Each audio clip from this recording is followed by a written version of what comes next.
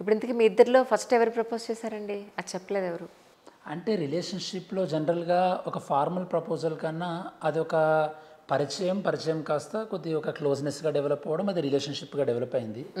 But చెప్పాలంటే ఇప్పుడున్నటువంటి సొసైటీలో గాని ఏదైనా సరే, సో ఇద్దరికి ఇష్టం ఉన్నా కూడా ఆబ్వియస్లీ మెన్ ఇనిషియేటివ్ తీసుకోవాలి అనుకున్న సోషల్ స్టిగ్మా అనుకోండి, లేదా తీసుకుంటేనే బాగుంటుంది అనుకున్న ఆలోచన ఆ సిట్యుయేషన్ ఉంది కాబట్టి obviously I took the initiative. So okay. మా ఇంట్లో చెప్పిన తర్వాత ఓకే.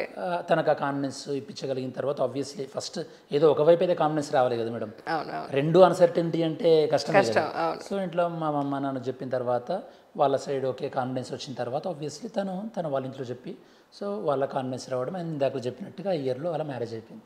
అంటే ఏం నచ్చి మీరు నా లైఫ్ పార్ట్నర్ కావాలి అని మీరు అనుకున్నారు?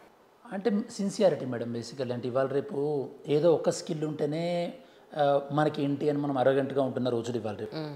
అంటే స్టడీకి స్టడీ బ్యాలెన్స్ చేసి దాంతోపాటు పర్సనల్ లైఫ్లో సపోర్ట్ ఇవ్వడం, అట్ ద సేమ్ టైమ్ ఇప్పుడు నా పేరెంట్స్నైనా తన పేరెంట్స్ని ట్రీట్ చేసినట్టే ట్రీట్ చేయడం, ఇట్లా ఇలాంటి మనకు ప్రొఫెషనలే కాకుండా ప్రొఫెషనల్ ఒకటే కాదు కదా మేడం లైఫ్లో. సో ఫ్యామిలీ లైఫ్ కూడా ఆబ్వియస్లీ ఫ్యామిలీ లైఫ్ బాగుంటేనే ప్రొఫెషనల్ లైఫ్ బాగుంటుంది.